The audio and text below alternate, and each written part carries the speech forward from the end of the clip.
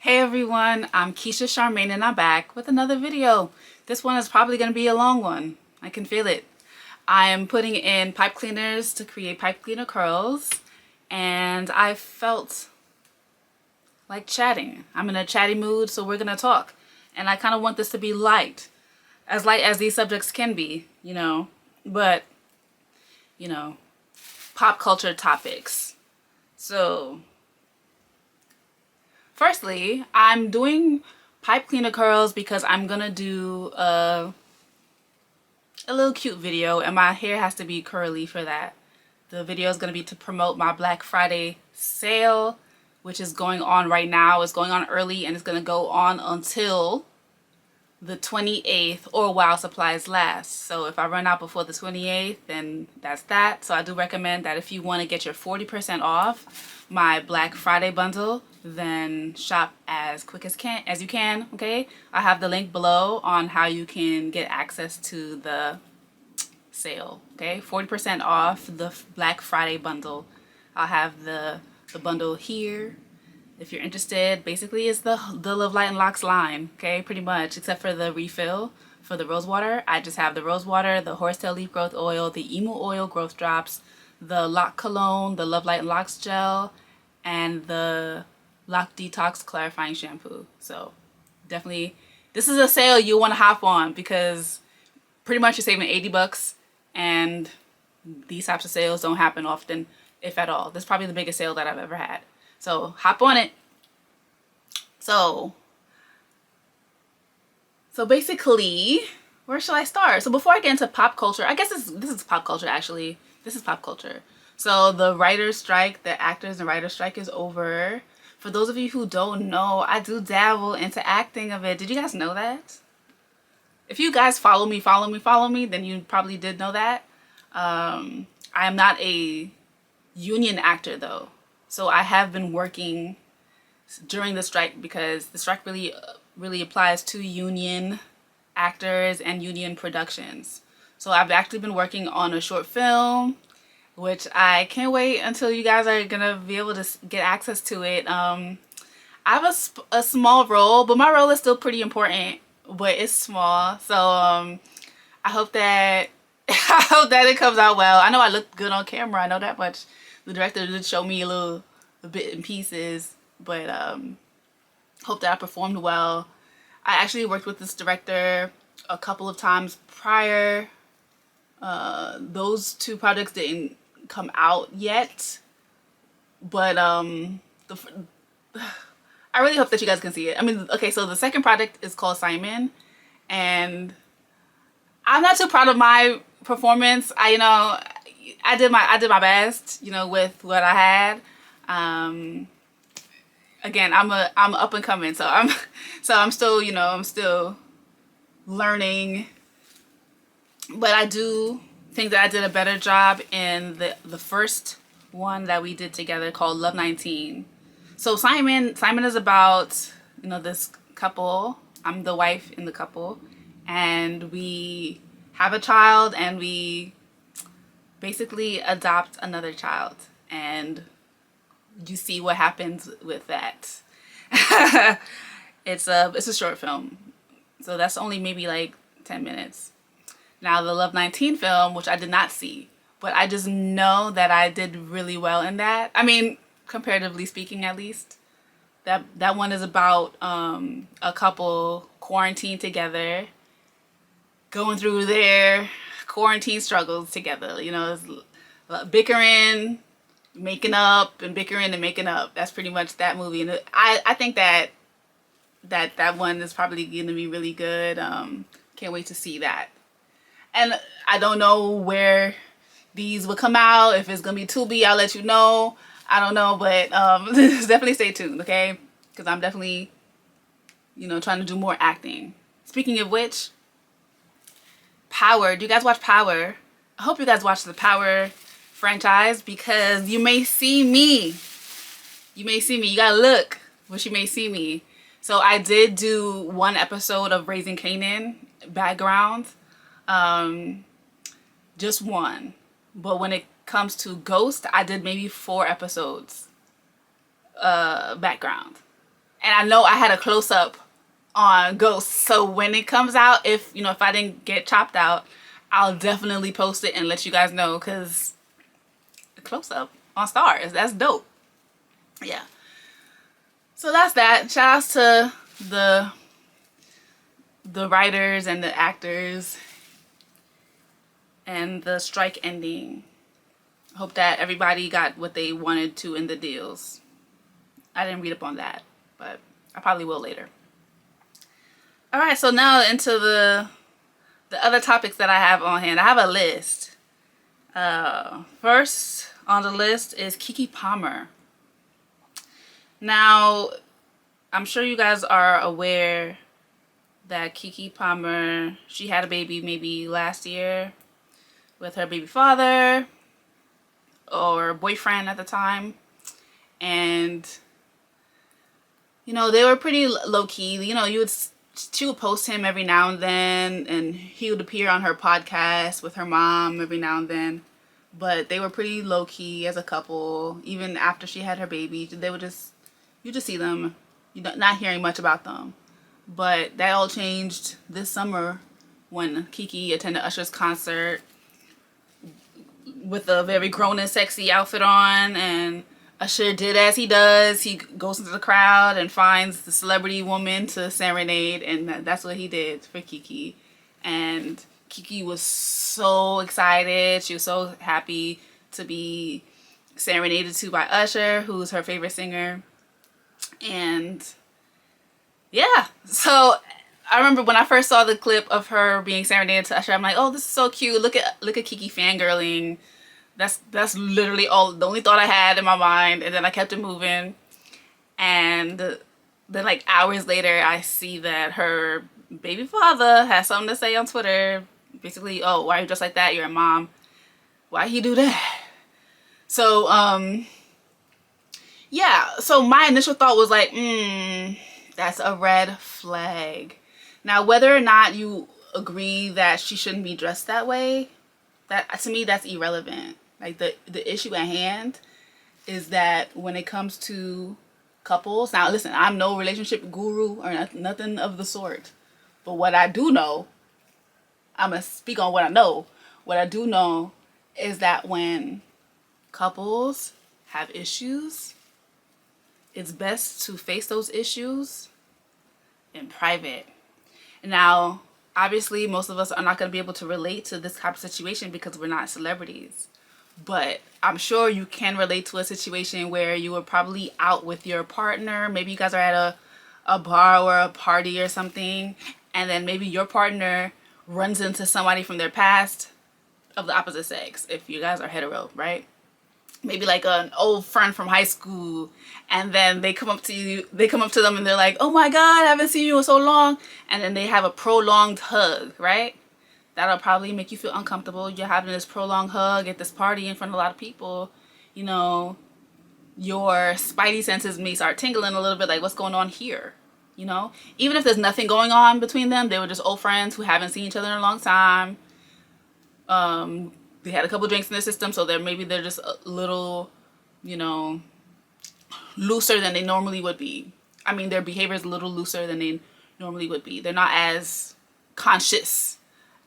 So, in a situation like that, do you make a scene at the party and be like, hey, what's going on here? Do you do that at the party? No, most likely you're not gonna do that. What you probably do is wait till they finish their exchange, and when they walk away, when the other person walks away, you have a conversation, or maybe you even reserve that conversation until you get home or you're in a car or something, or just that moment when you guys are in private. Because it's just never a good idea to bring other opinions up into your relationship, especially people who don't matter. So like, I mean, it's already sketchy to bring like your close friends and your family members into their relationship problems, but it's even worse when you have a whole bunch of strangers or like acquaintances bringing their opinions in. So yeah, you in that party scenario, you're not gonna have a confrontation right there. So when when her baby father had made that comment on Twitter, obviously he wasn't doing that to have a conversation with her, because why would you tweet it? You would just call her, text her, or whatever, have a conversation when you see her. Obviously he wanted, you know, to either publicly shame her, or he wanted the public to chime in. And you shouldn't be wanting the public to chime into your relationship. So I thought that was a red flag. I didn't, not necessarily of abuse, but to me there was a red flag of like, you know, you just have an immature partner, you know, and you as a celebrity woman who's with somebody who's not a celebrity person, I think that like, this might not be a good fit.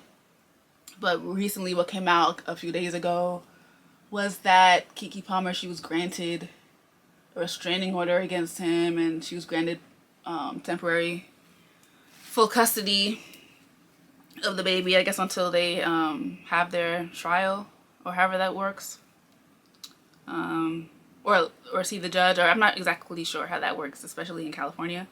But yeah, so when I heard about that, I was just like, oh yikes, had a bad feeling. But then when I saw the stills of her home surveillance footage, I was just like, ooh boy, because, you know, unfortunately this type of thing happens all the time, but most people don't have the surveillance footage to prove it. You know, I know it's really difficult. It can be really difficult to get restraining orders granted. Maybe you don't have emails or text messages or recorded phone calls, recorded conversations, you know, recordings, period. Like, maybe you don't even have like photos of bruises or things like that. So when you don't have those types of things, it can be really difficult to get the judge to approve. So, I mean, fortunately in her situation, she did have that, but a lot of women do not. So that sucks. But I hope that they're able to resolve that situation in the healthiest way possible, with everybody being safe. But yeah, but I've been a lifelong fan of Kiki Palmer, so I hope that, you know, this doesn't hurt her career in any kind of way. I doubt it will hurt her career.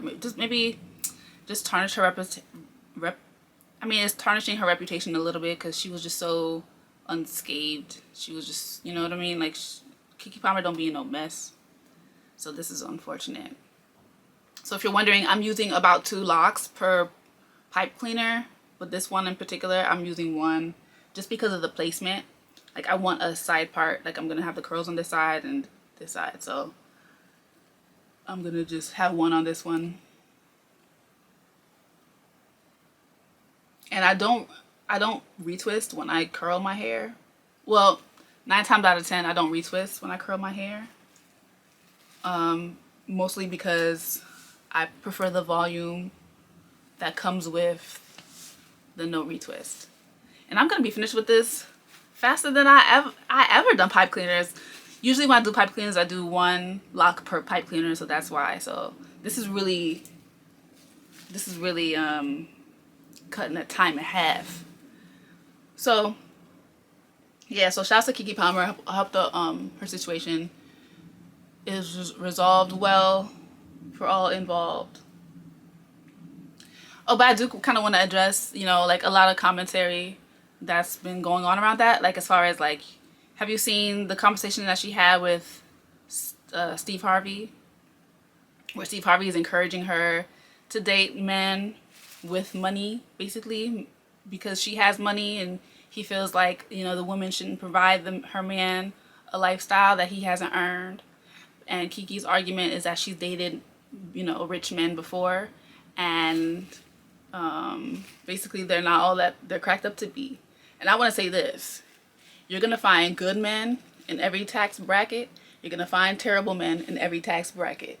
You just need to really focus on vetting people through their character and not through that list that you have. A lot of times people will have a list of things that their partner should have, like whether that's a degree in this and a career in here and makes this amount of money. Like, while all that stuff is cute, at the end of the day, if that character is not aligned, I mean, if that character is not, if that's not a man of integrity, then you will never be happy with his paycheck. And also, when you focus on a man's character, a lot of times that type of thing falls into place. For instance, I always say, like, the men that I like are ambitious and confident and disciplined. Those are character traits. People who tend to have those character traits tend to not be broke. So focus on the character traits, you know what I mean? Everything else falls into place. And another thing, speaking of that, keep your relationship private. You know what's funny? I've been on this, platform for a really long time, and every now and then I'll get people leaving me comments like, Keisha, who are you dating? Like, are you gonna show us anything, like your private life and stuff? I mean, as far as my private life that y'all see, I mean, you can follow me on Instagram, and my stories will have more things that are just, like, not necessarily related to my brand every now and then. But to quickly answer your question, no, you're probably not gonna see much of my private life. And as far as private life, I'm sure you guys mean, like, dating life, because you guys have seen my friends have been on my channel. They're posted on my page and things like that. But as far as people I'm dating, you may have or you may not have seen them. You may have or you may not have seen them. But I'm not gonna let y'all know. I'm not gonna let you know. I'm not gonna let you know. You know what? I promise. I'll show you guys my wedding photos if and when that happens, okay? Is that a deal? Cool.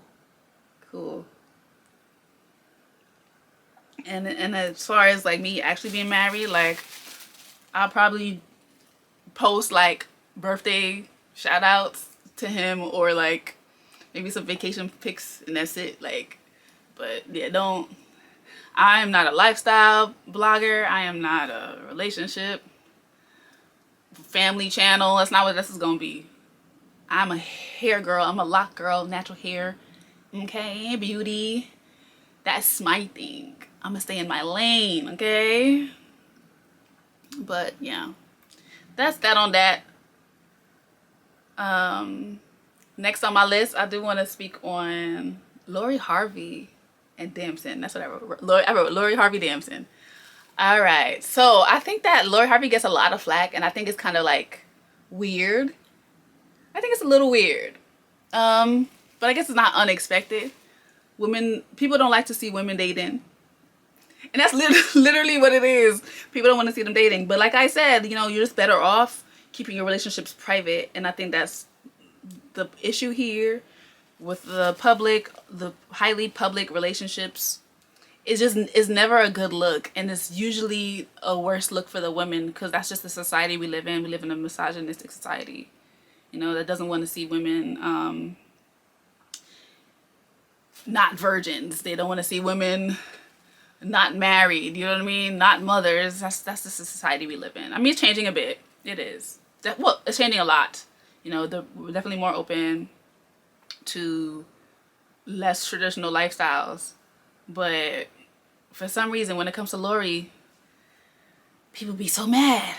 And here's the thing, Lori, she's dating people within her league as far as, like, physically, financially, socially, economically, you know what I mean? Like, the guys that she's dating are guys that you should expect that she'd be dating. As Steve Harvey's daughter, who has, success as a model and with her cosmetic lines and things, I think, and she's very pretty. Like, she's good looking, nice body. I think that it should be expected that she'll date, like, the heartthrobs of Hollywood, of Black Hollywood. I think that should be expected. But I think just the highly publicizing of her relationships is probably what doesn't look good. Because at the end of the day, you guys be in relationships. You guys don't marry the first guy you date. I mean, some of y'all, shout outs to y'all. Hope that's going well for you. But most of y'all are not marrying the first guy that you dated. You know what I mean? A lot of you do get into multiple committed relationships. and that's normal. But again, you're probably not posting all of them. You know what I mean? So that's the difference, and you don't have like a platform like as large as hers. So I do get why she gets a little bit of flack, but I feel like the amount of flack she gets is uncalled for. But shout outs to her. I don't know if she's dating for marriage or what, but if she is, then that's good that she's, you know, breaking up. Well, again, we don't even really know who's breaking up with who, but let's just assume she's breaking up with them. Let's just assume. Then that's good, because if you are dating for marriage, then you do have to, you're better off if you don't stay too long, okay? Because a lot of women and men, definitely men too, a lot of people stay in situations where they're not happy and they end up stuck. Now y'all got kids. You know what I mean? And you weren't happy before the kids. But now you got kids now and all of that. Now you know, you want to be a stand-up man or a stand-up woman and like get married to the person who fathered or mothered your kids, and now you just even more miserable. Now you bringing misery to the kids. Kids gotta see y'all miserable. Just leave while you can. Leave while you can. Know what you want. I mean, it's kind of harder to know what you want when you're younger, because you kind of have to experience some things to really know what you want. But yeah, it's something to think about. All right. Shout outs to Damson. Shout outs to Lori. All right. Next on my list is Dwight Howard. Why did I write that? Why did I write Dwight Howard? So Dwight Howard. Here's what I have to say about Dwight Howard.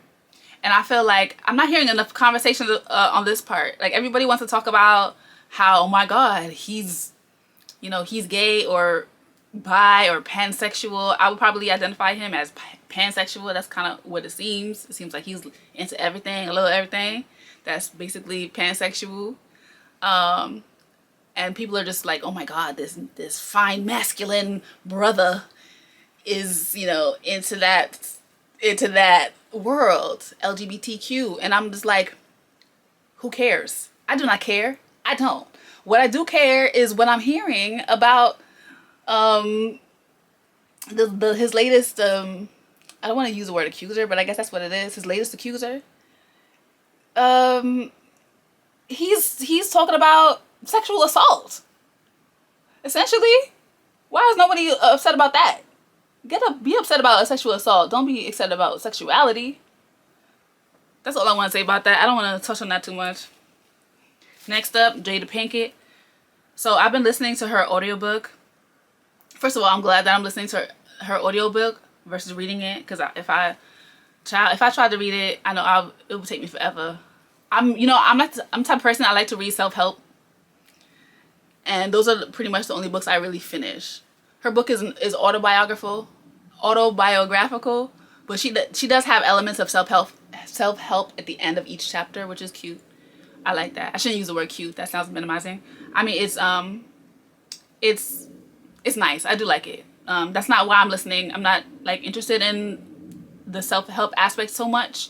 I'm kind of just want to hear her story. I've always felt like I related to Jada in a lot of ways, from when I saw her in A Different World. And at the time, I didn't know that her character was actually based off of her. That's something I learned later on that made me more into Jada, because, so here's the thing. Jada, she's this PYT from Baltimore. She's from a rough upbringing, but she's really cute. And, you know, that on its own comes with a lot. That comes with a lot, and that's what I can relate to. Being from Brooklyn, New York, being a PYT, if I could say so myself. And so, like, hearing her story and what she's gone through and overcome. Granted, I wasn't selling crack. She was selling crack. Okay. But, so yeah, hearing some of them stories, Lord, and I'm really glad that she's reading it herself. I can hear it in her own voice. And I'm definitely going to finish it. I'm probably halfway through right now. Or maybe a little more, less than halfway through is where I'm at right now. Shout out to her for getting like the best or the most streamed on Audible or something. She's like the top book on Audible right now, so that's dope. And I bought Will's book back when it dropped, but I didn't read it because at the time I was just in my, again, my self-help bag, and I was just reading a lot of different self-help books, so I just never got around to Will's book. I wonder if he also has like gems, you know, the little self-help gems at the end of each chapter like Jada. I don't know, but I'm deciding that if I'm entertained by Jada's reading of her book, I definitely gotta hear Will read his book, because I'm sure it's probably gonna be like that times 10. So when I finish with Jada's, I'm gonna probably have another credit on my Audible. I'll probably get that next. So so shouts to her. Is there any stories on there that I want to mention? Man, she mentioned this I don't want to do that. Check out the book. Check out the book. There's a part in the book where she talked about somebody who she was dating before she dated Will. Right before she dated Will, I think. And I was wondering who she was talking about. I'm like, is it Wesley Snipes? She didn't mention the names. And the thing is, she mentioned a lot of other people's names in situations, like, you know, her friends and people who she's come across who, you know, who she gave thanks to, like Keenan Ivory Wayans. He was a big, you know, person, somebody who was really instrumental in her career and in her move from Baltimore to California. And, you know, Dwayne Martin, she was really close with Dwayne Martin, which is essentially kind of how she met Will in the first place.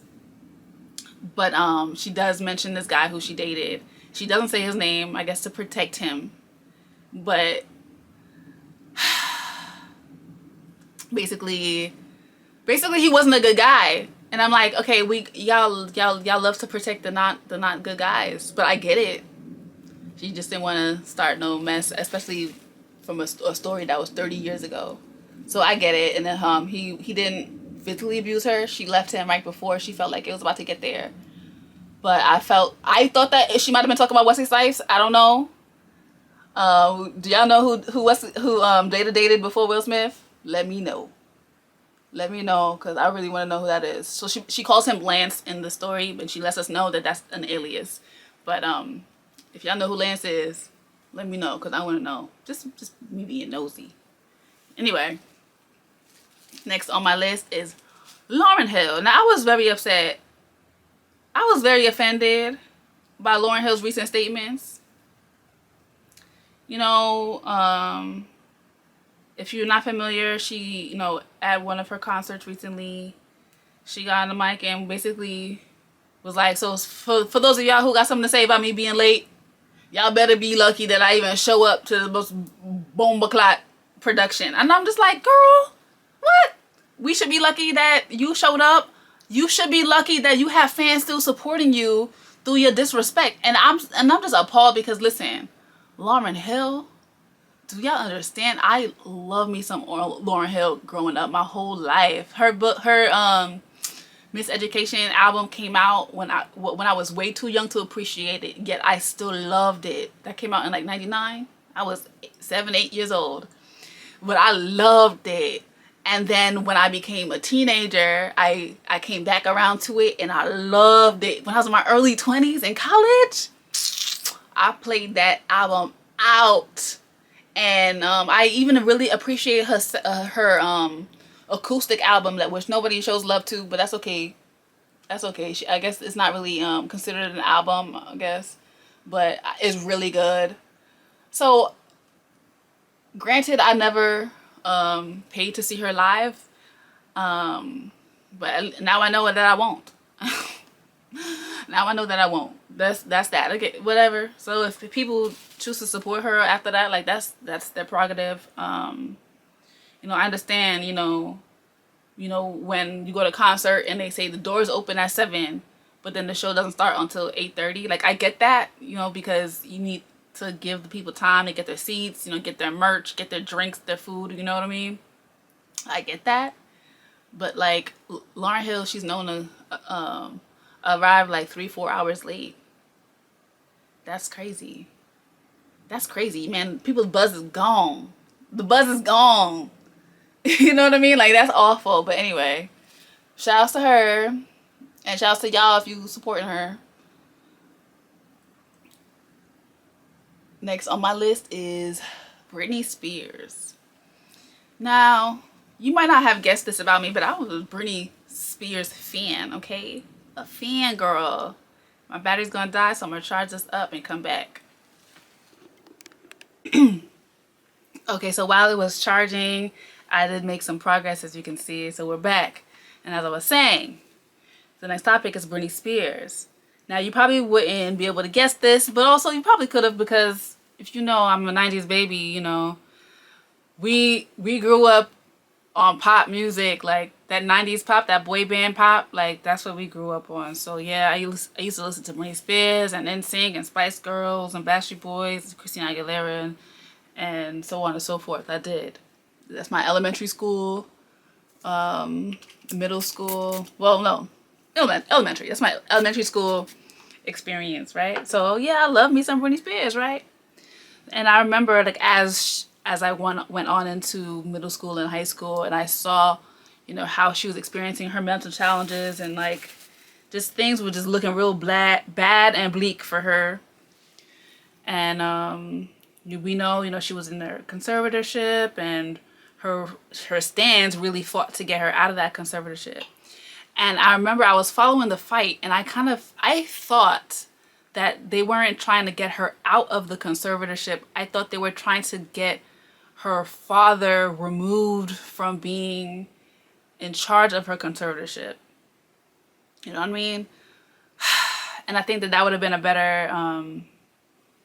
the better choice for her, because she still is going through certain challenges. And I think that I mean, again, I don't know this lady, like, I don't know, but it seems like, no, I think she should have been in the conservatorship, just with somebody who's not going to be abusing her while she's in it. And that's financial abuse as well as like physical abuse, like forcing her to take certain medications that are not necessary, forcing her to like not have a baby, forcing her to I mean, I guess I could understand the not have a baby thing, I guess. I don't know, but at the same time, like, you know, her body, her choice, right? It's really complicated. It seems like there's a lot of nuance in the situation, but I kind of felt like she was thrust back into the media in a way that was not very healthy.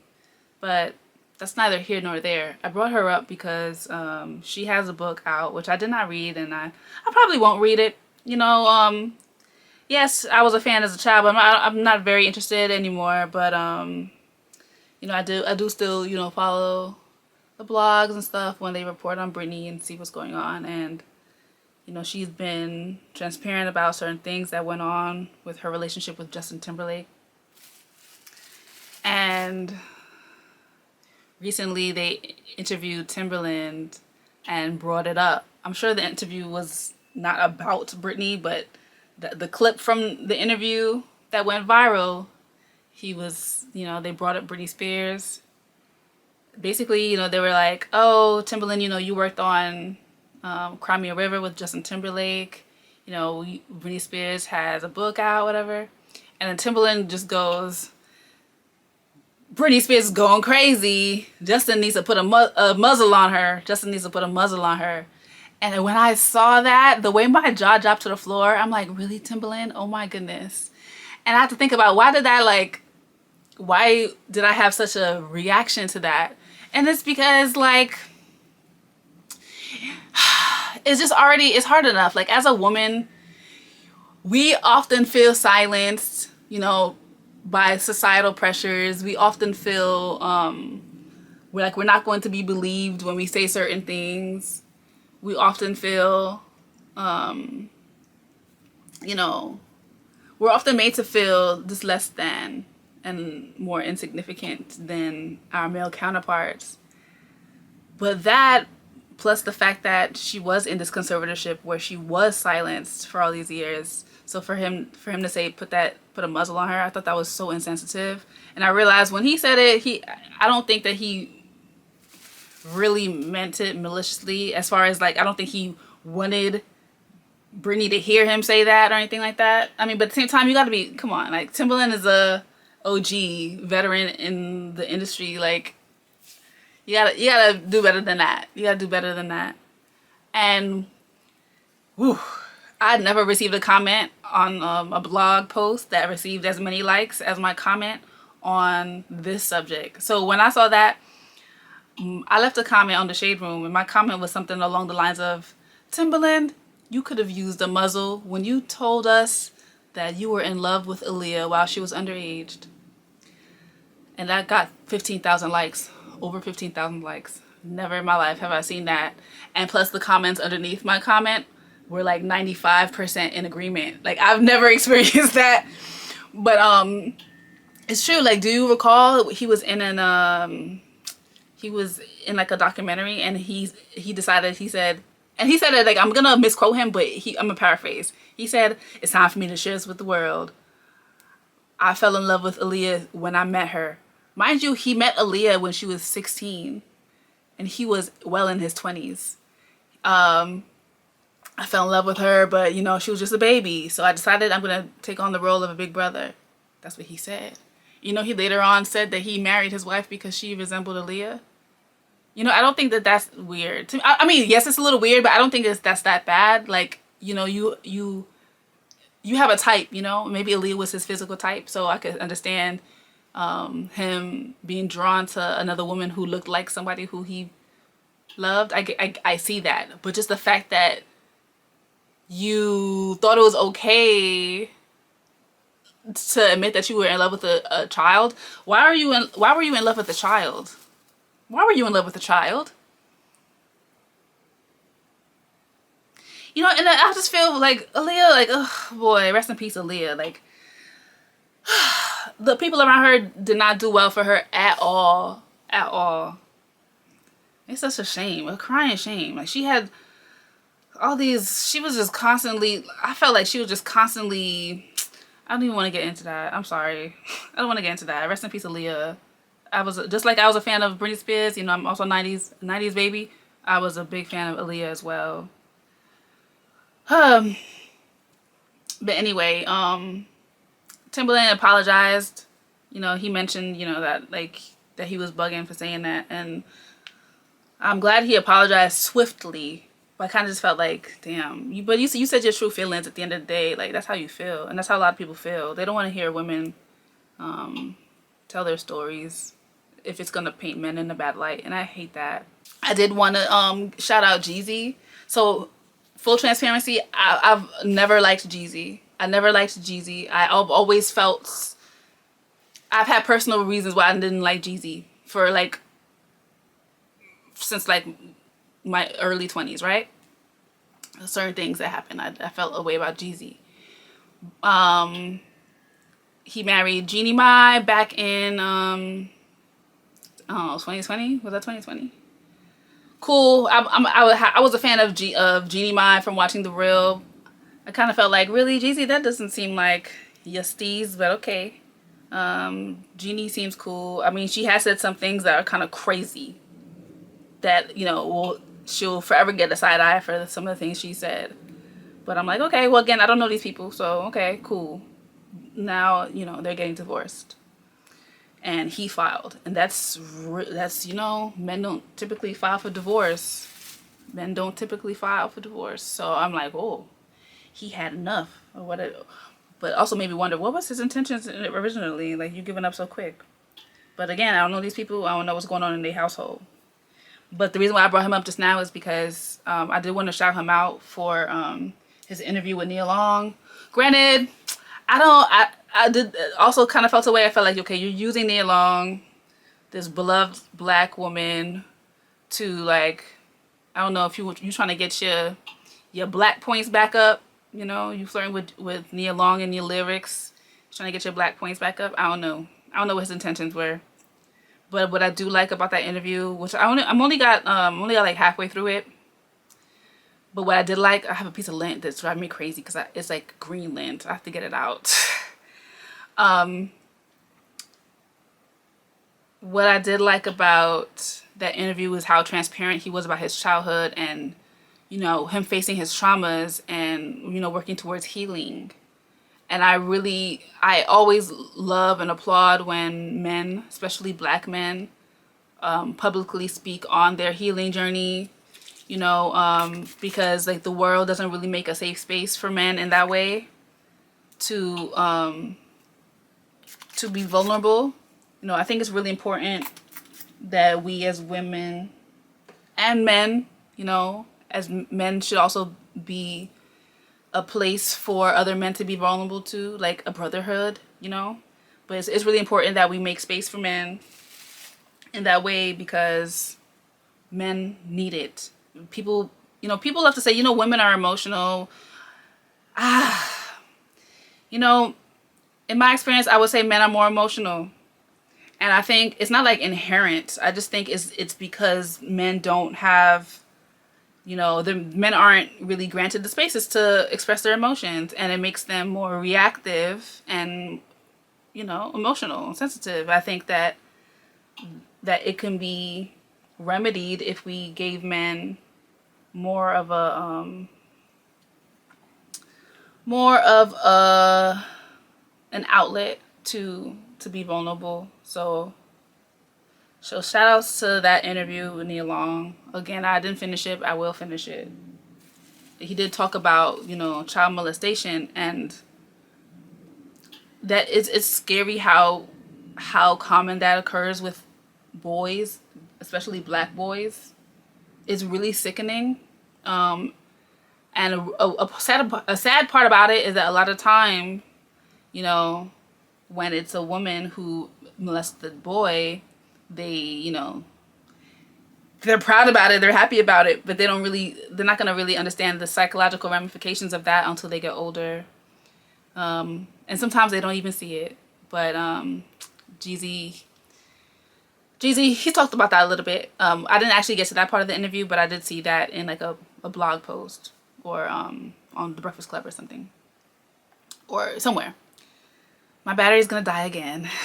Boy, I only have a few more left. I have to take my vitamin D. Actual vitamin D, don't be nasty. And I hope that I entertained you guys a little bit, gave you something to think about. I don't know, while I do my curls. If you want to see the takedown, definitely make sure you stay tuned to my channel. I will have them shown in an upcoming video.